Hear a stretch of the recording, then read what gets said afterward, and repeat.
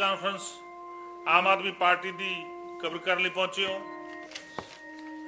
पूरी दुनिया जानती आ, भारत देश का हर एक नागरिक जानता गा कि थोड़े दिन पहला भारत ने यूएसए के नाल एक ट्रेड संधि की, एक गुप्त समझौता किया गा, जिस दे कारण अज देश भर के ਲੱਖਾਂ ही मजदूर, ਲੱਖਾਂ ही किसान, ਲੱਖਾਂ ही आम नागरिक ਜਿਹੜੇ ਨੇਗੇ ਉਹ ਸੜਕਾਂ ਤੇ ਆਏ ਨੇਗੇ। ਅੱਜ ਸਾਰੀਆਂ ट्रेड यूनियनां ने, आज सारिया किसान यूनियनां ने देश बंद का सदा दिता सी, जिन्होंने भरवा hunगारा मिलेगा। और आम आदमी पार्टी ने भी खुल के इस बंद का समर्थन किया सी। ये जिहड़ा गुप्त समझौता होयागा, ये देश भर के किरतियां, मजदूरां, किसानां, छोटे कारोबारियां, व्यापारियां नूं मारन दे लई एक बड़ा कदम जिहड़ा वो भारतीय जनता पार्टी की सरकार ने चुकिया गया। मोदी साहब ने यूएसए के सामने, जे मैं गल करा ट्रंप के सामने गोडे टेके नेगे। भारत नूं यूएसए के सामने गिरवी रखा भारतीय जनता पार्टी ने। और पहली बार हुई आ कि इस गुप्त समझौते की कोई भी कापी, कोई भी मेमो ऑफ अंडरस्टैंडिंग, कोई भी डॉक्यूमेंट जनतक नहीं किया गया। कोई भी press note on behalf of प्रधानमंत्री या भारत सरकार दे एक्सटर्नल अफेयर मिनिस्ट्री वालों अजे तक जारी नहीं होया। और उल्ट अमरीका के प्रधान राष्ट्रपति साहब वो इसकी जानकारी दे रहे हैं। मैं देख रहा सीगा, मेरे को डॉक्यूमेंट आ कि ब्रून रॉलिस जेडे के एग्रीकल्चर सैकटरी ने यूएसए के एग्रीकल्चर सैकटरी ने वो की लिख रहे हैं, I thanks at the rate of POTUS for once again delivering for our American farmers.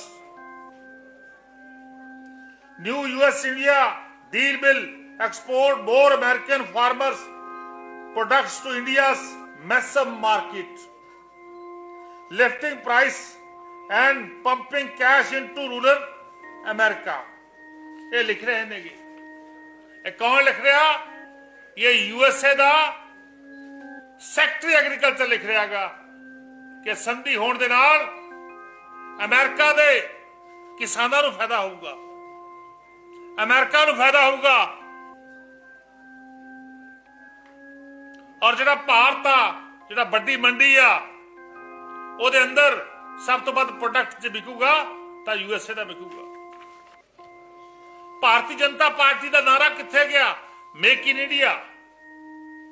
Modi साहब, पंजाब के प्रधान जी मिस्टर जाखड़ साहब, कित्थे तुहाडा नारा मेक इन इंडिया? कित्थे तुहाडा नारा स्वदेशी? अज देश नूं बेचण दा काम भारतीय जनता पार्टी कर रही है। आज देश नूं खत्म करने दा काम भारतीय जनता पार्टी कर रही है। चाहे तुहाडी पंजाब के किसान दी, चाहे हरियाणा के किसान दी, चाहे एमएसपी ते कणक विकदी होवे, चाहे झोना विकदा होवे, पर लेकिन जिहड़ियां वड्डियां कंपनियां ने वो मार्केट के अंदरों जदों उन्हां कोले सस्ता माल मिल गया तो क्यों खरीदणगियां? इहदा मतलब की आ कि जिहड़े 3 काले कानून लैके आंदे सी, जिहड़े 3 ब्लैक लॉक आए सी, जिन्हां दे कारण भारतीय जनता पार्टी नूं नमोशी झेलनी पई सी और देश भर के अंदर बहुत बड़ा विद्रोह, बहुत बड़ा एजिटेशन जिहड़ी आ वो भारतीय जनता पार्टी के खिलाफ हुई सी और देश के प्रधानमंत्री साहब नूं माफी मंग के वापस लेने पे सी। पंजाब का किसान, हरियाणा का किसान, यूपी का किसान, देश भर के किसान सड़कों पर उतरे आए सीगे और मोदी साहब ने वो कानून वापस लाए सीगे। मेरा कहने का भाव ढंग दे नाल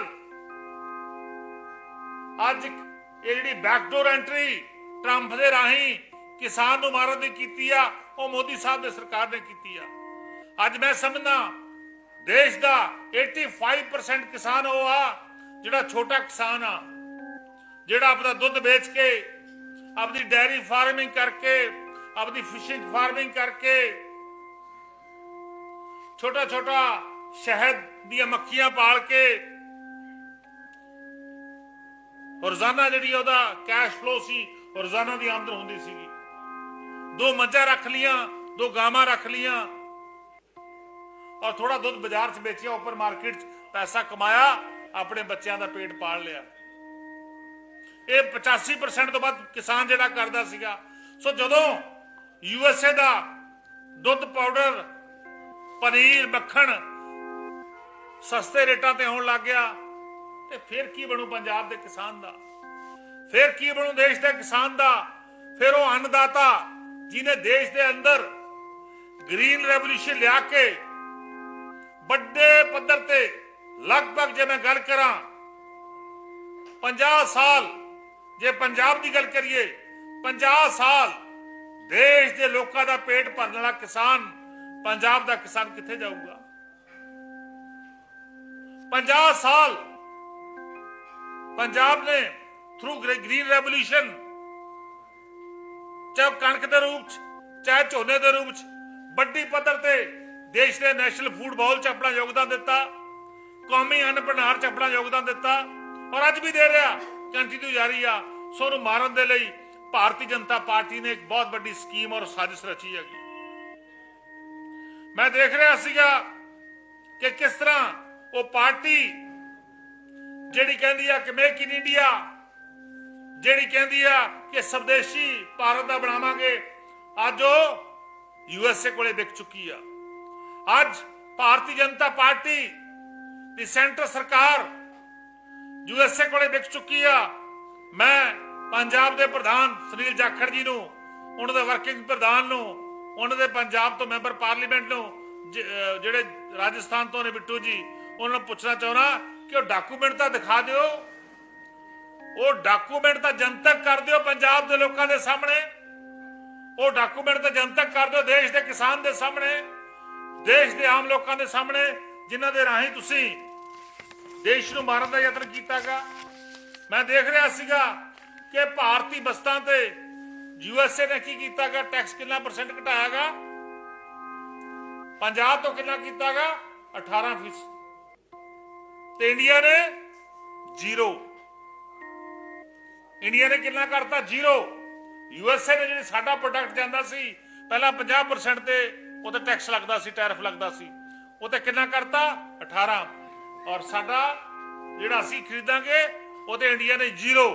इट शोज कि भारतीय जनता पार्टी जिहड़ी कि बड़े बड़े कारपोरेट घराणियां दी पैरवी करदी आ, जिन्होंने बड़े बड़े कारपोरेट घराने चलाउंदे नेगे, अज वो देश के किसान नूं कारपोरेट हाउसेस के सामने बेचना चाहती आ और थ्रू US बेचना चाहती आ। सैकटरी जिहड़ा गा, मैं फिर दोहरा रहा गा, सैकटरी एग्रीकल्चर USA वो की कह रहा, देखो ब्रोक रोलिंसन उसका नाम आगा, तुसीं पढ़ लियो, मैं तुहानूं कापी भी दे दूंगा। वो यही लिख रहा, thanks at the rate of POTUS for India for once again delivering for our American farmers.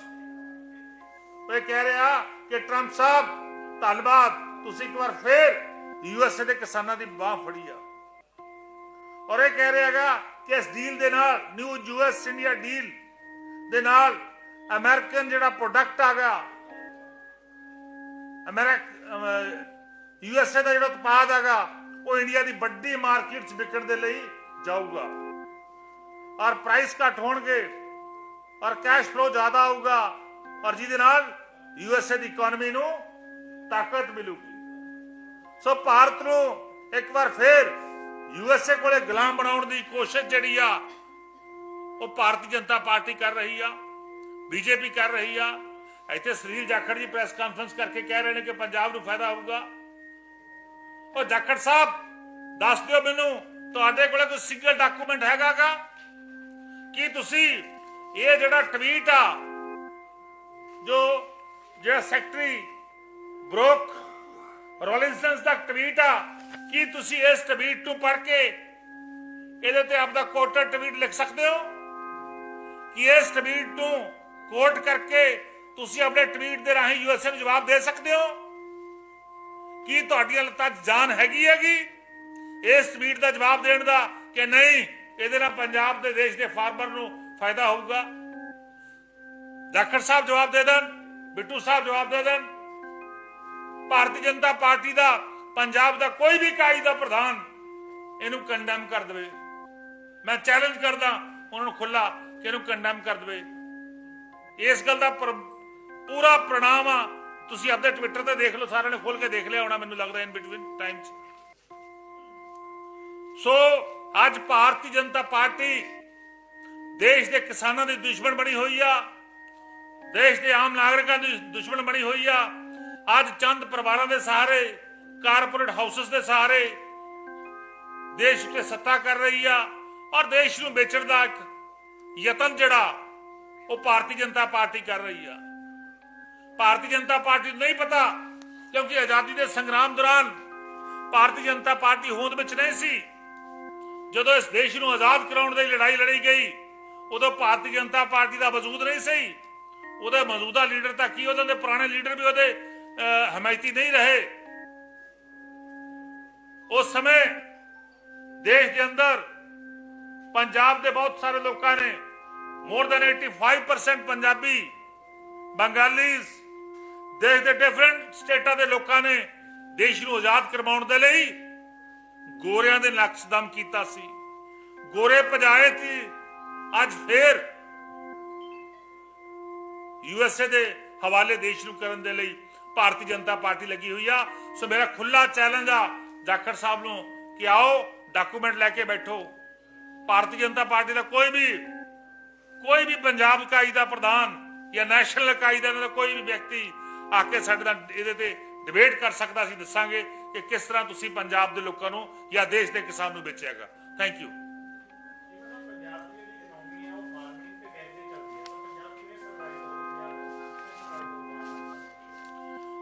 ਬਿਲਕੁਲ ਅਸੀਂ ਪੰਜਾਬ ਦੇ ਫਾਰਮਰ ਨੂੰ ਬਚਾਉਣ ਦੇ ਲਈ ਇਹਦੇ ਤੇ ਅਸੀਂ ਪੂਰਾ ਸਟੱਡੀ ਕਰ ਰਹੇ ਹਾਂਗੇ, ਕਿਉਂਕਿ ਇਹ ਡੀਲ ਦੇ ਜਿਹੜੀ ਯੂਐਸ ਇੰਡੀਆ ਡੀਲ ਹੋਈ ਆ ਦੇ ਪੂਰੇ ਡਾਕੂਮੈਂਟ ਹਜੇ ਅਵੇਲੇਬਲ ਨਹੀਂ ਹੋਏ ਹੈਗੇ, ਪਰ ਲੇਕਿਨ ਕਾਫੀ ਸਾਰੇ ਡਾਕੂਮੈਂਟ ਮਿਲੇ ਨੇ ਜਿਹੜੇ ਸ਼ੋਅ ਕਰਦੇ ਨੇ ਕਿ ਦੇਸ਼ ਦੇ ਫਾਰਮਰ ਨੂੰ ਖਤਮ ਕਰਨ ਦਾ ਯਤਨ ਭਾਰਤੀ ਜਨਤਾ ਪਾਰਟੀ ਕਰ ਰਹੀ ਆ।